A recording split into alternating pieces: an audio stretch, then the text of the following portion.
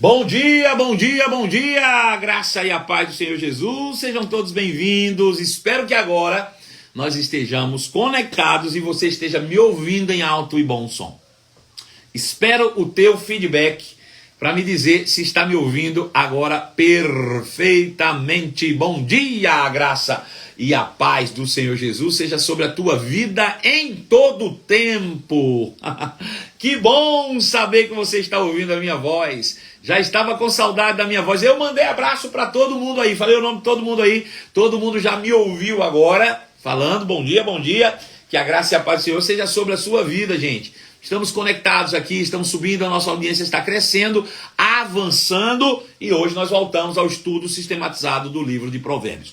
Vamos dar uma avançada hoje no capítulo 19 do livro de Provérbios. Nós vamos ler os versículos 5 a 8.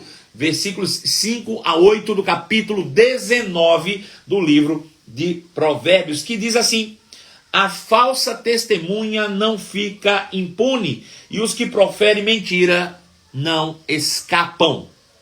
Versículo 6. Ao generoso muitos o adulam, e todos são amigos dos que dão presentes. Se os irmãos do pobre o aborrecem, quanto mais se afastarão deles os seus amigos. Corre após eles com súplicas, mas não o alcança.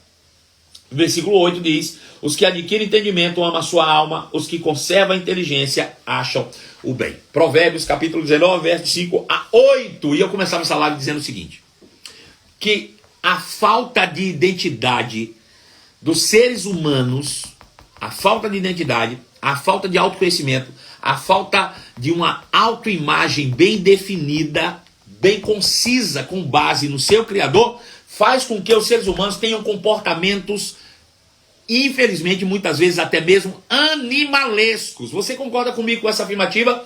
Que é a falta de identidade humana que faz com que os comportamentos sejam completamente alterados em relação à sua originalidade ou ao propósito existencial da raça humana.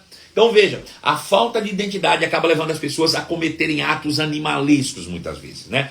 E esses atos, eles podem ser dos mais simples aos mais complexos. Eles podem trazer realmente danos para aqueles que assim agem, danos simples e danos complicados muitas vezes, e as pessoas acabam não se atentando para isso. Eu conversava agora há pouco, pela manhã, com um dos meus filhos espirituais e falava isso com ele, né? Ele falando sobre a interpretação bíblica. E ele dizia assim: poxa, eu fico pensando, quando eu olho para a Antiga Aliança, por exemplo, e vejo a situação lá dos dias de Noé, por exemplo, onde a Bíblia diz que o povo casava e dava-se em casamento. Aí Deus disse: olha, Noé, vai lá, avisa o povo aí, eu vou mandar um dilúvio, vou destruir todo mundo. Poxa, e como é que eu vou dizer que Deus é bom e de repente as pessoas questionam: bom, Deus não é bom, por que que ele então agora trouxe um dilúvio e matou todo mundo? É o caso de Sodoma e Gomorra, o povo estava lá e estava vivendo de uma maneira desregrada, e Deus vai lá: ó, vou jogar fogo lá e vou matar todo mundo. Como é que eu vou afirmar que Deus é bom? Veja, a gente tem uma mania de olhar para Deus como um Deus fatalista, como um Deus imperialista, e não como um Deus que tem soberania. O que é bem diferente de imperialismo. Soberania é uma coisa, imperialismo é outra. Um imperador faz a sua vontade e coloca a sua vontade em detrimento da vontade de alguém. Tá nem aí. O imperador, ele estabelece a sua vontade alheio aos outros, ao que os outros estão querendo, fazendo ou pensando. Mas um soberano não. Ele age em justiça. Ele age em justiça com base na sua palavra. Deus, ele é soberano e ele age em justiça com base na sua palavra. Veja. E aí eu gosto de olhar sempre para esses textos da Antiga Aliança da seguinte maneira. Veja. Deus chega para Noé e diz assim: Noé, é o seguinte, vê só. Vê só. O povo está fazendo coisas absurdas, coisas terríveis. Deus chega para Noé e diz: Noé, o mundo é mau, Noé. Noé, cara, olha para isso. Olha o comportamento dessas pessoas. Isso não vai dar em nada que preste, cara. Esse tipo de comportamento vai acabar causando dano sobre eles mesmos. Vai atrair sobre eles consequências de autodestruição. Porque o que mata, irmãos, não é Deus. O que mata é o pecado. Se as pessoas vivem deliberadamente em pecado, não é Deus que vai vir matar ninguém, é o pecado que mata. O pecado já traz sobre si mesmo as suas próprias consequências. Agora veja, para que eu preciso de Deus se o diabo já faz o seu trabalho? Se o pecado já faz o seu trabalho? Né? Agora as pessoas vivem deliberadamente uma vida de pecado desajustada. Aí é Deus o culpado dos males que lhes são acometidos? Não. São as suas ações que realmente atraem sobre eles todo tipo de consequência. Agora, eu te pergunto, por que eles estavam agindo daquela maneira? E aí eu vou pegar, por exemplo, o exemplo lá de Noé, ou o exemplo de Sodoma e Gomorra. Bom, Sodoma e Gomorra, os homens viviam fazendo todo tipo de atrocidade. Todo tipo de atrocidade. Aí eu te pergunto, por que eles faziam aquilo? Faziam aquilo porque se viam daquela maneira. Quem age como um animal é porque se vê como um animal. Quem age, irmãos, como alguém que é grotesco é porque se vê como alguém grotesco. Né? Quem tem coragem de ter relação sexual com o animal é porque se vê um animal tal qual o outro coitado do animal lá, que é menos animal do que ele. Então tudo é uma questão de autoimagem, tudo é uma questão de identidade. Bom, para quem tem uma identidade definida, ou bem definida em si mesmo, que você é filho de Deus, o filho de Deus não vai cometer atos grotescos, animalescos como esses. E obviamente, se você não comete esse tipo de ato, você não tem que estar preocupado com as consequências dos atos bons. Porque os atos bons trazem boas consequências. Os atos ruins trazem consequências ruins. Paulo diz isso. Ele diz, olha, aquele que se inclina para a carne, caminha aceleradamente para a morte. Mas o que se inclina para o espírito, caminha aceleradamente para a vida e paz. Ou seja, a vida e a paz está ligada diretamente a uma vida inclinada ao espírito. É uma questão de identidade. É uma questão de você realmente ter clareza na sua mente. Agora eu te pergunto, uma pessoa que gosta de falar da vida do outro, por exemplo, fofoqueiro, gosta de falar da vida dos outros, gosta de fazer fofoca, gosta de apontar os erros dos outros, por que essa criatura faz isso? Se sabe que isso vai dar problema. Me diga. Aí Deus chega para Noé e diz, olha Noé, vai dar problema, meu filho. Eu estou vendo o comportamento do povo e isso vai dar problema. Isso vai atrair desgraça sobre eles. Isso vai fazer com que um dilúvio se precipite e venha e traga destruição. Mas não é Deus que está trazendo, é o pecado que está atraindo isso. Agora, tem solução. Pregue a palavra, faça uma arca, diga ao povo que se arrependam e entre na arca. Eu te pergunto, quem manda fazer uma arca e deixa 100 anos alguém pregando para arrependimento? Está querendo matar alguém? Não. O que mata é a atitude, é o comportamento desajustado do povo. Né? Veja, Deus sai da sua glória, larga a mão da sua glória, sai do seu trono.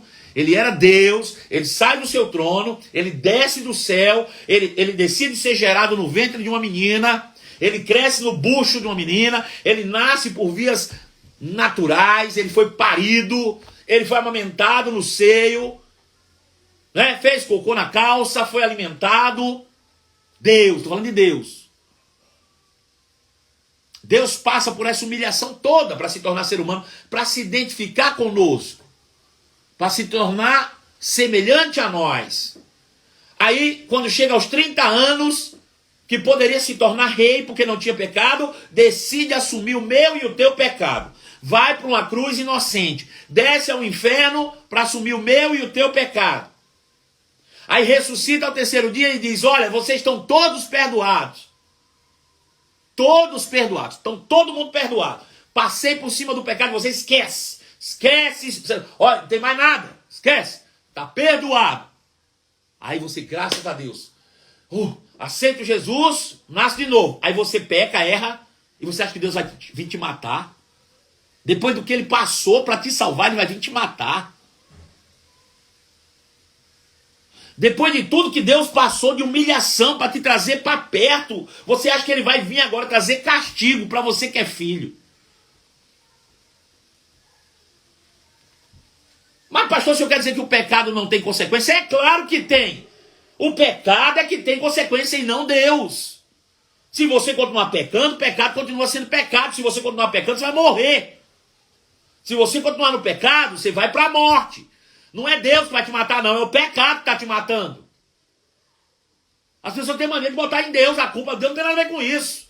Deus fez o impossível, o impensável, para te perdoar, para tu não morrer. Mas tu quer viver deliberadamente pecado, é problema teu. Agora, por que pessoas vivem deliberadamente no pecado? Vivem deliberadamente no pecado porque elas têm uma autoimagem distorcida. Porque elas não têm identidade. Se elas tivessem identidade, elas não estariam no pecado. Elas querem botar a vontade da carne acima da identidade que tem.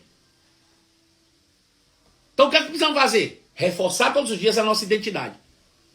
Sou justo, sou filho. Não preciso viver dessa maneira.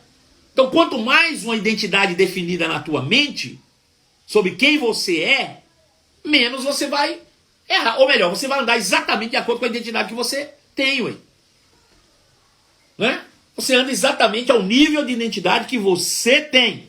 Se você está mentindo, você é um mentiroso compulsivo, é porque você acredita nisso. Sua identidade é essa.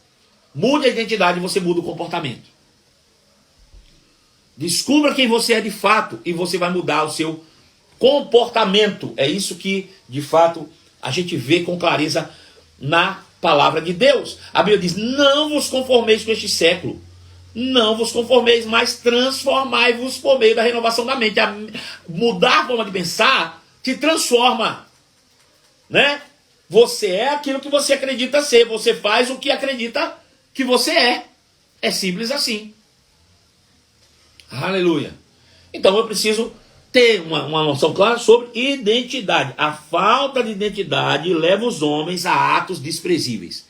Falta de identidade leva os homens a atos desprezíveis. Falta de identidade. O que é que vai resolver? Você criar uma nova identidade. Entender com clareza quem você é. Né? Acreditar nisso. E permanecer firme sobre esse propósito. Eu sei quem eu sou. Você sabe quem você é? Então, eu sou filho de Deus. Sendo filho de Deus, quer que como um filho de Deus age. É por isso que o apóstolo Paulo, o tempo inteiro, ele nos faz um apelo. Ele diz, ande de maneira digna a vocação para a qual vocês foram chamados. Pensa nessa frase. Escreve aí. Quem pode escrever essa frase para mim aí? Vai. Quem pode me dar uma força? Escreve essa frase aí para mim. Devemos viver de maneira digna da vocação para a qual fomos chamados. Coloque isso aí, por favor. Devemos viver de maneira digna a vocação para a qual fomos chamados. Coloque isso aí para mim, por favor. Quem pode escrever isso aí para mim? Vai lá. Quem vai me ajudar hoje? Camila Santiago não está por aí? Apareceu, mas sumiu. Quem escreve isso aí para mim? Devemos viver de maneira digna da vocação para a qual fomos chamados. Pronto, essa é uma frase que você deve pensar todo dia. Veja, eu devo viver de maneira digna. O que é digna? É a altura. Eu devo viver à altura da vocação para a qual eu fui chamado. Bom, eu preciso andar dignamente, ou de acordo com, ou à altura de vocação para a qual fui chamado. Qual é a minha vocação? Aí é a questão de identidade. Não, eu fui chamado para ser um mentiroso. Então você vai andar de maneira digna do mentiroso, vai mentir. Não, eu fui chamado para ser um caluniador. Então você vai andar de maneira digna da vocação para a qual você foi chamado. Você é caluniador? Você é mentiroso? Não. Você é filho de Deus. Então vai andar à altura de um filho de Deus. Como é que um filho de Deus anda? A Bíblia diz que ele anda em justiça, santidade, proveniente da verdade. Essa é a maneira digna da vocação para a qual eu fui chamado. Eu fui chamado para ser filho. Filho. Então eu tenho que andar à altura de que as pessoas olhem para mim e digam, tu és ali um filho de Deus. O apóstolo Paulo, ele fala isso de uma outra maneira, quando em 1 Coríntios capítulo 4, verso 1, ele diz assim, bom, é importante que as pessoas nos considerem ministros. Ministros.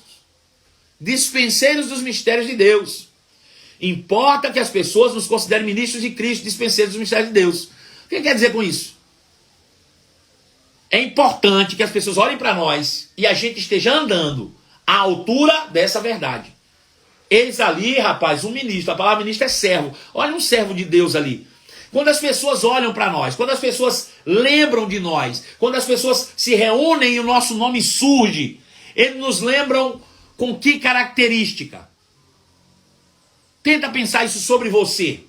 Quando as pessoas lembram de você nas rodinhas de conversa, quando as pessoas falam sobre você, qual é a característica que vem? Me diz aí. Vem o que na tua mente? Quando falam sobre você. Não, eu vou me expor. Eu vou me expor, não tô nem aí não. Tô nem aí não, vou me expor. Eu quero que você responda sem puxar saquismo. De verdade. Quando vocês estão conversando sozinhos, e surge o nome do pastor Marcelo na roda de conversa de vocês, seja na casa, seja na família, seja onde for, aí diz, pastor Marcelo. Bom, quando surge a palavra pastor Marcelo na roda de conversa de vocês, qual é a palavra que vem, que define quem o pastor Marcelo é? Pode rasgar o verbo, não tô nem aí não, pode falar. Ele é grosso, ele é mal educado, pode falar aí, fala aí que eu quero ouvir. Quando surge a palavra pastor Marcelo, as pessoas vão me definir como o quê? Pode falar, eu não tô nem aí não, pode falar, pode rasgar. Fala aí. Pastor Marcelo surgiu na roda de conversa. Bom, André disse um pai, Tia Ângela disse sabedoria. Igreja Zoe disse transparência. Alessandra disse servo fiel. A Denise Macedo, minha filha, amor. Da Mata, bênção. Andresa, inspiração. Henrique, um paizão. Da Mata, sabedoria. Thalita Suelen, inspiração, autêntico, Evelyn. A Laís diz, muito bom, inteligente. Pastor Marcelo, atencioso, sábio amigo. Pai, engraçado, legal. Pai, gratidão. Bênção. Ele é bênção. Fofo. Sabedoria. Graças a Deus. Agora eu te pergunto, e você, quando sai na roda de conversa? O que as pessoas falam sobre você? Isso remonta ao que eu acabei de dizer. A gente deve viver de maneira digna. Sabe por que você fala isso de mim? Porque o meu comportamento em relação a você é exatamente isso que eu transpareço para você. É exatamente isso que eu... Deixa eu ver aqui, ó. O Manassés Guerra te definiu como uma anomalia. Não existe outro igual. Pode falar, Janaína Queiroz. Então veja, isso remonta exatamente a isso. Como as pessoas nos veem. Né? O apóstolo Paulo diz, é importante que as pessoas nos vejam como servos e dispenseiros das verdades de Deus. O que é que vai definir as pessoas a me definirem? É o meu comportamento, é a minha forma de agir. Né? É a minha forma de agir. É o meu comportamento. Então, é você que define.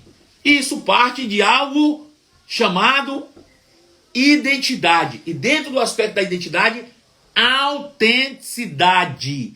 Autenticidade. Autenticidade. Você precisa ser autêntico, não ser hipócrita. Você precisa ser quem você é. Quem me conhece sabe, irmão. Eu sou aqui na live assim, eu sou na igreja assim, eu sou no gabinete assim, eu sou na roda de amigas. Eu sou assim, eu vou fazer o quê? Eu não sei se é outra pessoa não, eu sou eu mesmo. Eu sou eu mesmo, não tem outra. Não sei ser diferente disso não, hein? Agora tem gente que é o seguinte, ele vai pra igreja, ele é uma pessoa, ele tá em casa, ele é outra, ele tá na roda de amigos, ele é outra, ele tá em outro lugar, ele é outra, ele encontra o pastor, ele dá tapa nas costas e diz, você é uma bênção, ele tá longe do pastor, ele diz que o pastor é ladrão. Ei, quando Pedro fala sobre Paulo,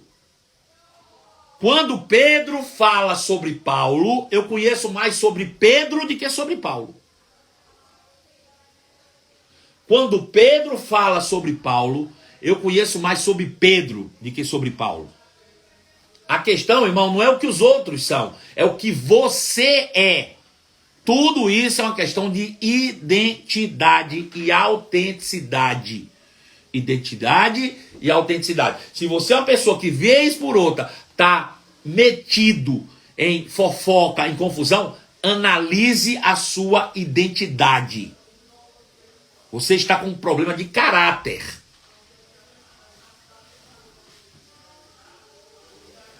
Provérbios 19, verso 5. Diz assim: a testemunha falsa não ficará sem castigo. Deus precisa castigar uma falsa testemunha? Não. Ela mesma vai se arrumar problema. Se ela ficar vez por outra fazendo testemunha falsa, inventando confusão, contenda, dizendo coisa que não existe, só para poder ser participante de uma roda de conversa. Porque tem gente que é assim, ela concorda com tudo quanto é desgraça que os outros falam só para estar perto. É falta de identidade, falta de caráter. A testemunha falsa não ficará sem castigo. O mentiroso também não escapará. Não vai escapar. Você pode mentir, acha que está prejudicando a vida dos outros. Deixa eu te dizer uma coisa. Vai voltar sobre você. Vai voltar sobre você. Cada um responsável pelos seus próprios atos. E isso é problema de caráter. Isso é problema de identidade. Problema de autenticidade, ou falta dela. Né? O que é caráter? Caráter é aquele que te define, que te imprime. Né? Identidade. Caráter é identidade. Você entender quem você é e viver de acordo com essa verdade, com essa realidade. E nada vai alterar. Ponto final, né? Então eu preciso definir a minha autoimagem, eu preciso definir a minha identidade e passar a ser autêntico sobre ela. Eu sei quem eu sou e eu vou viver de acordo com quem eu sou. Isso é autenticidade, né? Não, olha, eu sou um mentiroso, mas eu vou tentar falar a verdade. Isso é mentira, isso é hipocrisia. Não, então defina a sua autoimagem. Eu sou um filho de Deus e vou viver à altura, vou viver de forma digna daquilo que eu fui chamado para ser. Ponto final, né? Sei que eu sou às vezes bruto, sei que eu sou às vezes seco, sei que eu sou às vezes bem incisivo. Tô melhorando, né? Tô melhorando. Tem outras coisas que me destacam. Tenho paciência, né? Sou amável. Gosto de dar oportunidades. Não vou julgar ninguém. Você não vai me ver julgando ninguém. Você não vai me ver falando de pecado de ninguém. Você não vai ver vigiando a vida de ninguém. Eu não tenho que vigiar a vida de ninguém. Não tem nada a ver com isso. Tenho que vigiar a minha.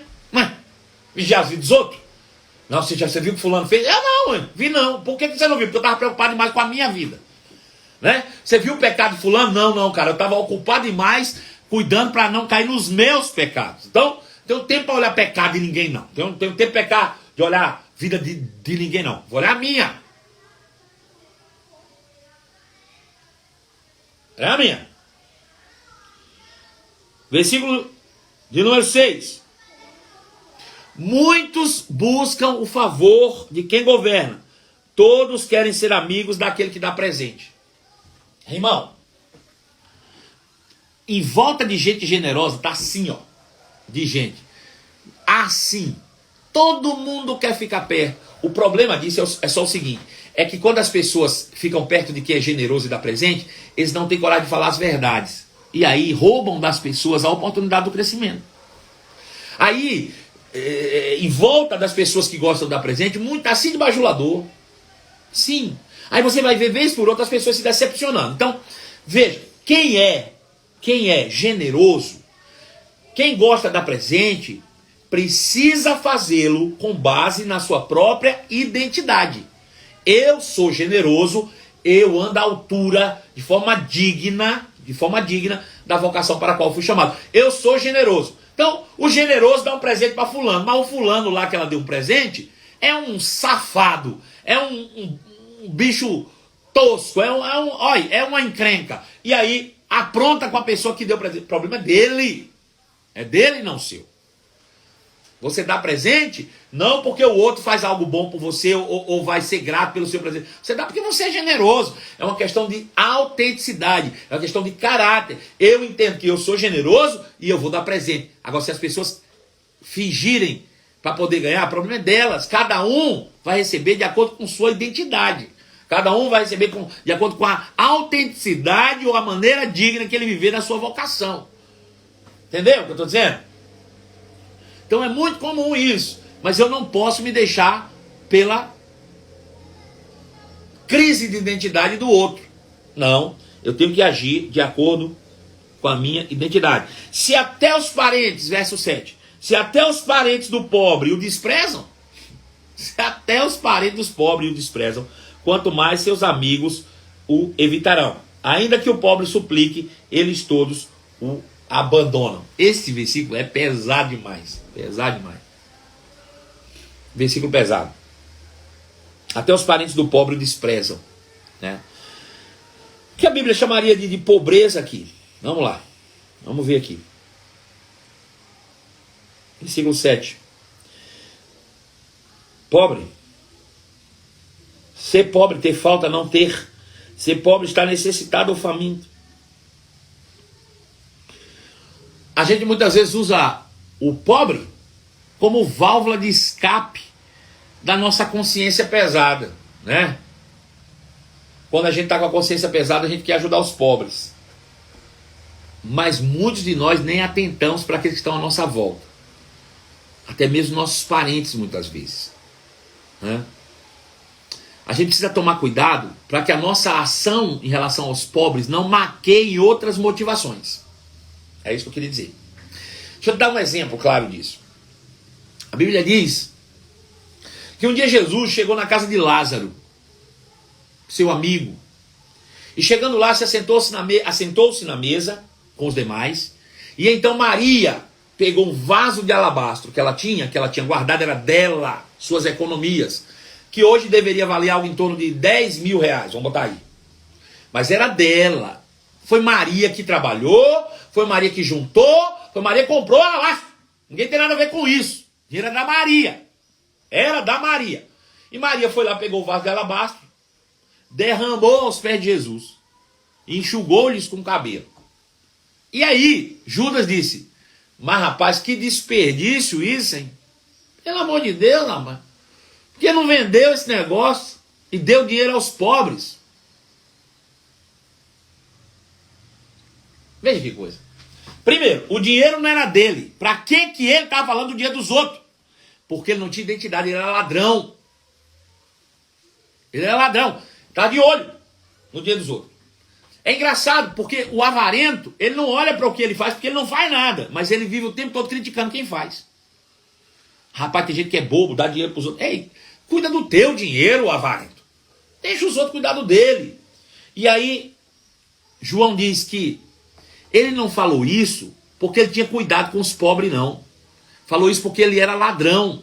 E tudo que se botava na bolsa, ele roubava. Ele era ladrão. Veja, era uma falta de caráter ali. Parecia bonito a frase dele dizendo: por que não vende e dá para os pobres? Parecia bonito, mas estava maquiando algo muito pior, de falta de caráter, de uma identidade distorcida. Ele era ladrão, a Bíblia diz. Mas ele estava usando os pobres para maquiar a sua falta de caráter. Jesus disse: olha, deixa eu dizer uma coisa para você. Sempre vai haver pobre. A vida inteira vai ter pobre. Nunca vai acabar isso. Fique tranquilo. Agora, em relação a mim, nem sempre vocês terão. Nem sempre vocês terão. Né? Pobre vai ter para a vida inteira, mas Jesus nem sempre vocês terão.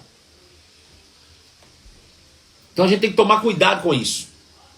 Versículo 8 diz assim: o que adquire o entendimento ama a sua alma, o que conserva a inteligência acha o bem. O que adquire conhecimento ama a sua alma. O que é alma? Alma é a minha mente, é o que define a minha autoimagem, né? Veja, é engraçado, porque eu sou imagem e semelhança de Deus, você é imagem e semelhança de Deus, toda a humanidade é imagem e semelhança de Deus. Todos nós somos criados na mesma forma, na mesma base. Nós somos imagem e semelhança de Deus. Agora, como justificar que uns seres humanos que foram criados em imagem e semelhança de Deus vivem em plena santidade e outro ser humano que foi criado em imagem e semelhança de Deus é capaz de estuprar uma criança? O que é que define uma coisa da outra? Quem pode me responder? O que é que distingue um ser humano que foi criado em imagem e semelhança de Deus e anda em plena santidade, de um ser humano que foi criado em imagem e semelhança de Deus e anda por aí estuprando crianças, por exemplo? O que é que distingue um ser humano do outro? Quem pode me responder? Quero ouvir. Estou esperando. Esse é o nosso último versículo de hoje. Quem vai me responder aí? Caráter.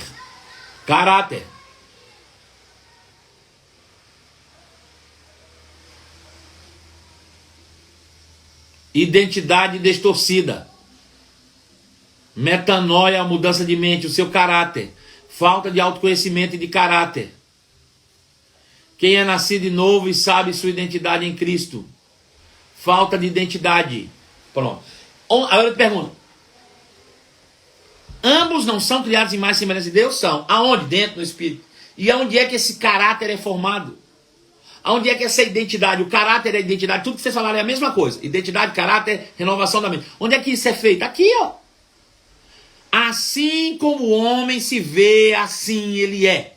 Você precisa definir a sua autoimagem aqui na sua mente. E você vai viver de acordo com a sua autoimagem. O seu caráter é a sua autoimagem.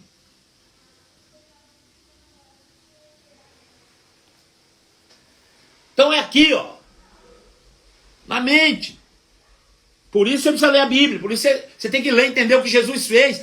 Quando você lê a antiga aliança, você vê o homem pecador. E você vai se achar pecador. Você vai achar. Quando você lê o que Jesus fez, você vai entender que agora você é justo. Que você foi justificado. Que você foi santificado em Deus. Que você foi glorificado em Cristo. E aí isso vai moldando a tua mente, criando uma mente parecida com a mente de Cristo. Uma autoimagem de filho de Deus. Sou um filho de Deus autêntico. Sou um filho de Deus justo. Sou um filho... Aí, quando a gente diz que a gente é justo, tem um monte de crente idiota, imbecil, que fica brigando que você está dizendo que é justo.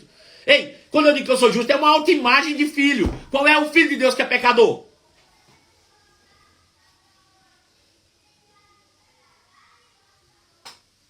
Tem gente que gosta mais de dizer que é pecador. Isso é a autoimagem que ele criou. A autoimagem do pecador. Bom, a autoimagem do pecador vai levar ele a fazer o quê? A pecar, ué. Mas quando você entende que você é justo, quando você entende que você é a imagem de Deus, você vai andar como Deus. Aleluia. Deu para entender isso? Tudo é uma questão de identidade. Tudo é uma questão de autoconhecimento. Tudo é uma questão de caráter. Caráter, autoconhecimento, identidade. Tudo é a mesma coisa. Mesma coisa. Mesma coisa. E aí, a gente passa a viver uma vida realmente à altura. Ou seja, digna de sermos chamados filhos. E aí o nosso comportamento é alterado. E as pessoas vão olhar e dizer, eis ali um servo. Eis ali um filho.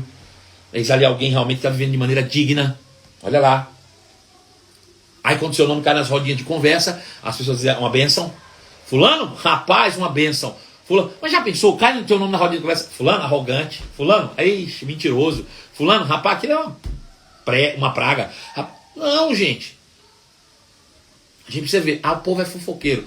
Muitos são fofoqueiros, muito. Isso é um problema de caráter. Mas tem muita gente, na verdade, é que você às vezes não dá para as pessoas motivo de te elogiarem. Né? E aí a gente acaba, infelizmente, entrando nessa ciranda. Sem fim. Bom, chegamos no final da nossa live de hoje da manhã. O estudo sistematizado do livro de Provérbios. Amanhã tem mais. Amanhã nós vamos avançar aqui no capítulo 19 do livro de Provérbios, a partir dos versos 9, e aí nós vamos seguir direto, e já já nós chegamos ao 29, que precede o capítulo 20 do livro de Provérbios. Quero agradecer a você que participou ontem à noite da live, da super live. E, rapaz, foi incrível, viu? Para mim foi uma das melhores lives da minha vida ontem à noite. Para mim foi maravilhoso, né? Foi incrível. Nós tivemos uma live maravilhosa e ficamos 1h30 juntos, onde eu falei sobre os pilares do sucesso através da liderança. Os pilares do sucesso através da liderança, que será o título do meu próximo livro. Já está definido, né? E as pessoas que entraram ontem, participaram comigo, foram ricamente abençoadas, eu também fui abençoado, e nós abrimos ontem a semana, ou a Black Week, né? A semana que precede a Black Friday. E nós começamos ontem, abrimos o carrinho para aqueles que ainda não adquiriram ainda o PCML Digital. Durante essa semana terão um bônus exclusivo para poder realmente adquirir e ter à sua disposição esse compêndio, esse acervo aí de conhecimento que vai tirar você da mediocridade e vai levar você para o sucesso. Começando exatamente com isso, Primeiro módulo do PCML é autoconhecimento, para desenvolver a tua identidade, a tua autoimagem, que vai te conduzir gradativamente ao lugar do sucesso. Você precisa apenas, ter a disposição de fazer o investimento certo, e depois disso, boa vontade e atitude de ouvir e praticar as verdades que são ensinadas lá no PCML Digital. Se você não adquiriu ainda, corre para lá, entra lá no portal Marcelo Carvalho, acessa lá e você vai adquirir, coloca o bônus lá, Black Week, o nome do cupom lá é Black Week, você bota lá, cupom Black Week, aí ele vai te dar um bônus exclusivo, você ainda vai ganhar um outro curso, gratuito também, para você desfrutar de todo esse conhecimento e, através do conhecimento, realmente alcançar o sucesso através de princípios simples, porém praticáveis, que vão conduzir você em sucesso. São princípios bíblicos, extraídos da palavra de Deus, ensinados por Jesus, para que nós possamos aplicar na nossa vida e ter uma vida realmente de sucesso. Tá bom? Chegamos no final da nossa live. Um beijo no seu coração. Esquece não, estamos conectados, estamos juntos. Fique na paz. Tchau.